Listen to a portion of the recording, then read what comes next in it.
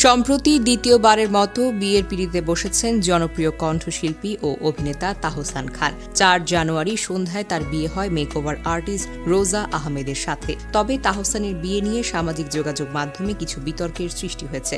এক যুবক রোজাকে তার প্রাক্তন প্রেমিকা দাবি করে বলেন তাহসানের কারণে তাদের সম্পর্ক ভেঙে গেছে। এই বিতর্কের মধ্যে উপস্থাপক এবং অভিনেতা শাহরিয়ার নাজিম জয় তাহসান রোজার বিয়ে নিয়ে একটি স্ট্যাটাস দিয়েছেন।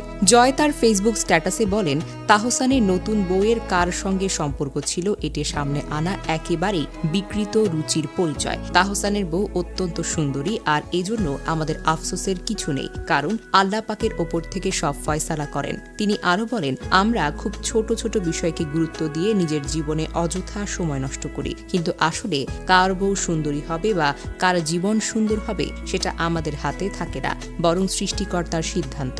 এছাড়া জয় ঠাট্টার সুরে বলেন, তবে আল্লাহ বাঁচাইছে। তাহসান এবং তাহসানের বউ নিয়ে যে শোরগোল, সেটা মেজর ডালিমের ইন্টারভিউ দিয়ে মেজর ডালিমের কাছে চাপা পড়েছে। জয় ফেসবুকে আরও উল্লেখ করেন, সোশ্যাল মিডিয়া হলো একটি খেলনা, যা দিয়ে একটি বিষয়কে অন্য একটি বিষয় চাপা দেওয়া যায়। তিনি বলেন, এই খেলনার উপর পুরো জাতি নির্ভরশীল। এদিন সন্ধ্যায় রাজধানীর একটি কমিউনিটি সেন্টারে দুই পরিবারের উপস্থিতিতে তাহসান রোজার বিয়ে অনুষ্ঠিত হয়। নবদম্পতি তাদের ভক্তদের কাছে দোয়া চেয়েছেন। তবে সবচেয়ে বেশি প্রশ্ন, হানিমুনে কোথায় যাচ্ছেন তাহসান রোজা দম্পতি? তাহসান ভক্তদের জন্য এক্সক্লুসিভ খবর হলো, মঙ্গলবার 7 জানুয়ারি সকালে হানিমুনের উদ্দেশ্যে ঢাকা ছেড়েছেন তাহসান এবং রোজা। সকাল 8:55 দেশের একটি এয়ারলাইন্সের উড়োজাহাজে তারা রওনা দেন মালদ্বীপের উদ্দেশ্যে। সূর্যময় দ্বীপ রাজ্যে কাটবে তাদের মধুচন্দ্রিমার বিশেষ মুহূর্তগুলো। এই সময় জনপ্রিয় গায়ক তাহসান শুধু বিয়ে নিয়ে ব্যস্ত নন, সমান তালে সামলাচ্ছে নিজের সৃজনশীল কাজগুলো। বিয়ের দুদিনের মাথায় নতুন গান নিয়ে হাজির হয়েছেন তিনি। একা ঘর আমার শিরোনামের গানটি লিখেছেন এবং সুর দিয়েছেন নিজেই। তার সঙ্গে কণ্ঠ মিলিয়েছেন সিথি সাহা। গানটি প্রকাশ করেছে অনুপম রেকর্ডিং মিডিয়া।